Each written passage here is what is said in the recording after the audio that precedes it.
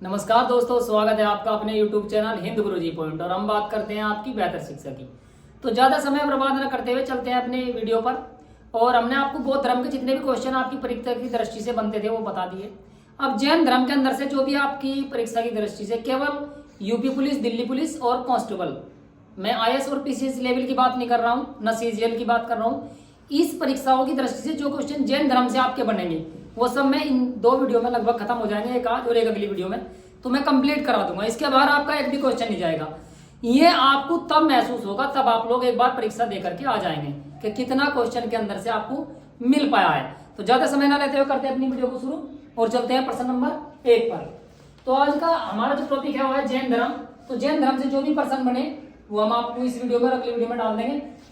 तो पहला ही प्रश्न है हमारा, जैन धर्म के वास्तविक संस्थापक कौन है? तो जैन धर्म का जो वास्तविक संस्थापक माना जाता है वो महावीर स्वामी को माना जाता है।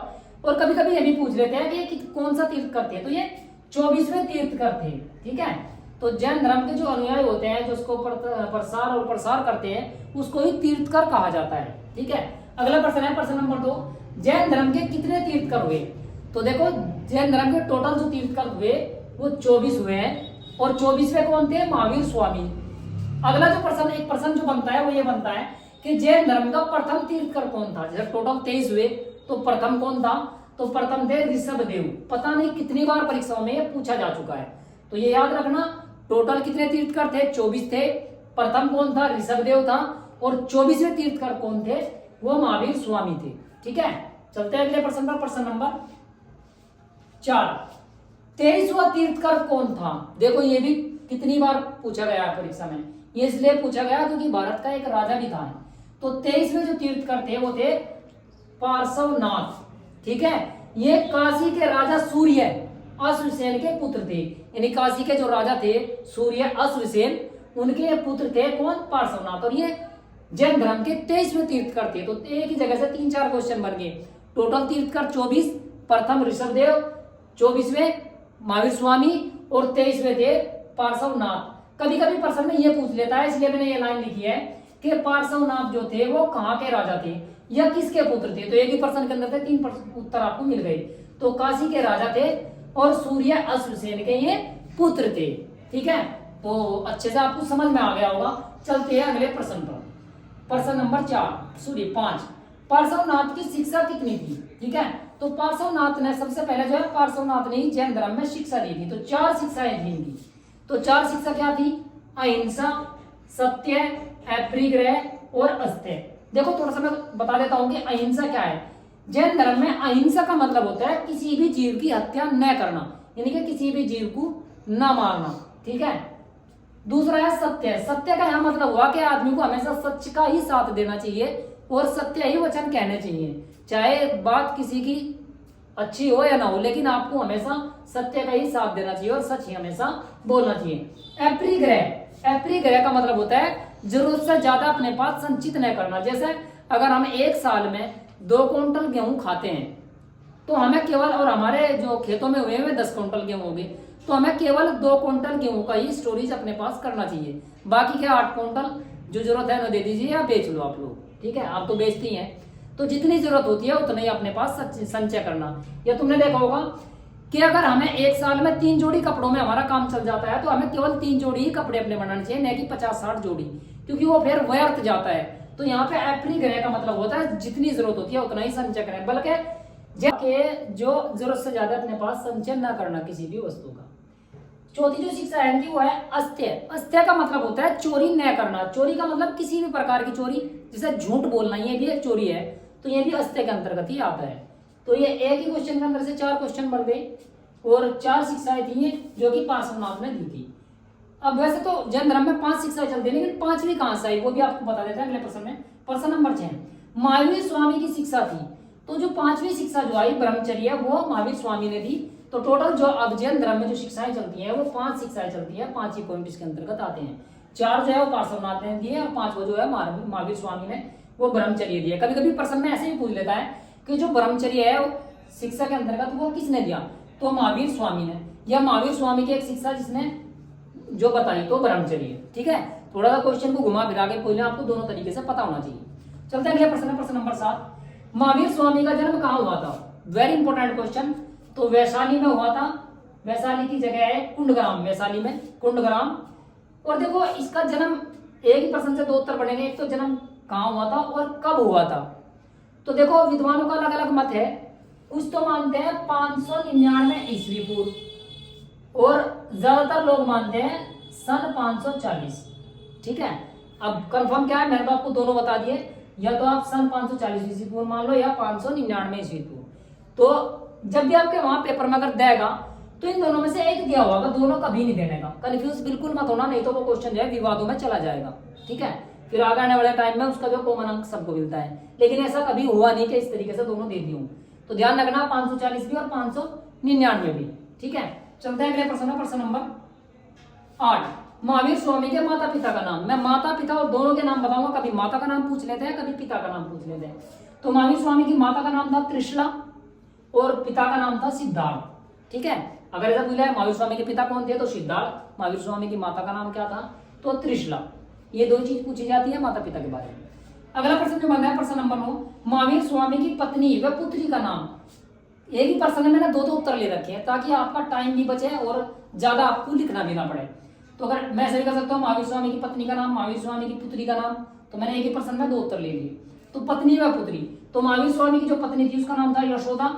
यशोदा जो माता थी वो कृष्ण की भी थी। ठीक है, पुत्री प्रियदर्शना। ठीक है, तो प्रियदर्शना बहुत बार परीक्षाओं में पूछा जाता है, इसे आप स्टार कर करके लगा लेना, ये बहुत बार पूछा गया है क्योंकि यहाँ तक कोई डीपली पहुंचता नहीं है। बस डीपली जो पढ़ते हैं वो आईएएस और पीसीएस लेवल वाले ही पढ़ते हैं, क्योंकि कांस्टेबल की या यूपी पुलिस या दिल्ली पुलिस या एसआई की भर्तियों में थोड़ा डीपली अगर क्वेश्चन पूछ लेते हैं तो वही मामला वहां से थोड़ा गड़बड़ा जाता है। तो आप लोगों को जहां तक अंत होगा वहां तक हम लोग बताएंगे। अगला प्रश्न, प्रश्न नंबर 10, जैन धर्म का सिद्धांत। ठीक है, वेरी इंपोर्टेंट, तीनों सिद्धांत है, तीनों का एक ही मतलब है।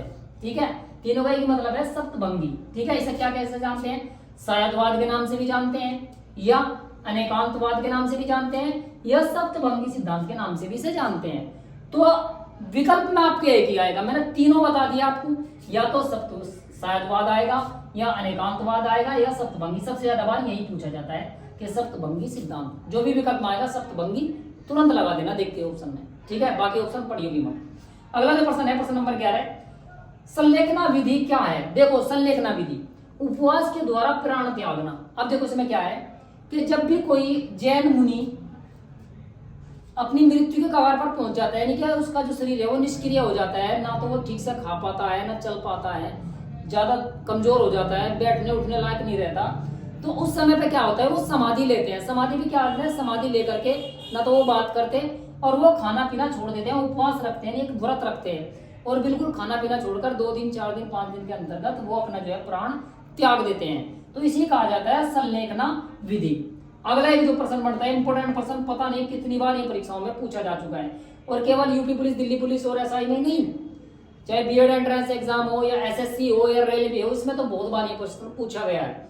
ठीक है, तो किस राजा ने संलेखना विधि से प्राण त्यागा था। तो सीधी सी बात यह है कि किसी राजा ने पहले तो जैन धर्म ग्रहण करा होगा और फिर संलेखना विधि से ही अपना जो है प्राणों की त्याग किया था। तो राजा चंद्रगुप्त मौर्य भारत के महान सम्राटों में से एक थे, राजा चंद्रगुप्त मौर्य। ठीक है, जिसने मौर्य वंश में एक प्रतापी राजा मौर्य वंश का माना जाता है। तो याद रखना Chandragupta Maurya very very important है, इस प्रश्न को आप लोग ध्यान से करना।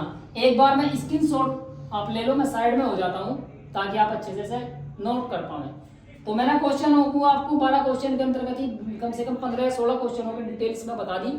आगे जो भी इसके क्वेश्चन बनेंगे मैं आप लोगों के समय का भी ध्यान रख रहा हूं, ज्यादा समय ना लेकर के बहुत थोड़े समय में ही आप लोग अच्छी गैदरिंग कर पाए और अच्छे मार्क्स से आप पास हो जाएं।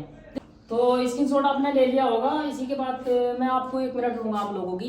तो मैं आप लोगों को बताता हूँ, एक कमेंट मेरे पास आया था कि सर आप इतना रिचार्ज कैसे लेते हो। तो मैं आप लोगों को बता दूं, आप मुझसे भी ज्यादा रिचार्ज लेंगे तभी आप अच्छे नंबर से क्वालिफाई कर पाएंगे। और एक कहावत है कि जिस तार में करंट नहीं होता ना उस पर लोग कपड़े सुखाना शुरू करते हैं। तो बिल्कुल भी ऐसा तार मत करें, अपना करंट बराबर बनाए रखें और मेहनत से इस काम को करते रहें। दूसरी बात, देखो एक परीक्षा का एक शेड्यूल होता है, मैं आप लोगों को बता दूं, 1 मिनट आपकी खराब होगी, ज्यादा नहीं खराब, क्या आपका फायदा ही होगा। देखो परीक्षा का एक शेड्यूल होता है, 33% जो नंबर है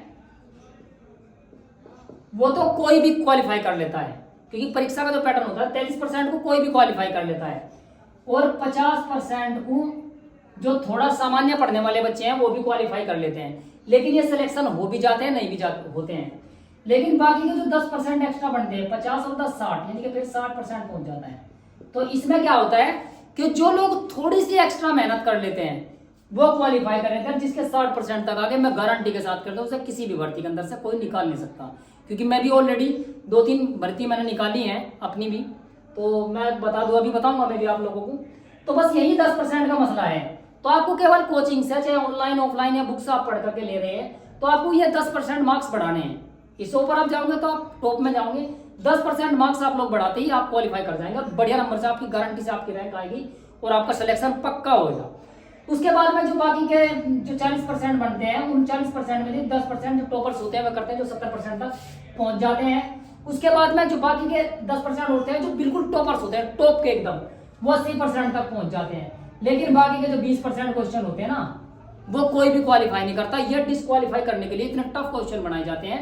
यानी कि पेपर तो होगा आपका यूपी पुलिस कांस्टेबल, एसआई या दिल्ली पुलिस का, लेकिन इसमें ये क्वेश्चन डाल दिए देते हैं आईएएस और पीसीएस लेवल के, उतनी डीपली कोई नहीं पढ़ पाता। तो इसका मतलब इसका तो आप ध्यान त्याग ही दें, आपको केवल अपना फोकस रखना है 60% पे। 60% में मैं गारंटी देता हूँ आपका सिलेक्शन पक्का होगा और आप वर्दी पहन कर ही आएंगे, ये भी मेरी गारंटी है। ठीक है, तो बस अंत में इतना ही कि जो वीडियो पसंद आई हो लाइक जरूर कर दिया करो यार, और शेयर कर दो अपने दोस्तों को, ताकि ज्यादा से ज्यादा बच्चों को इसमें फायदा हो सके। धन्यवाद।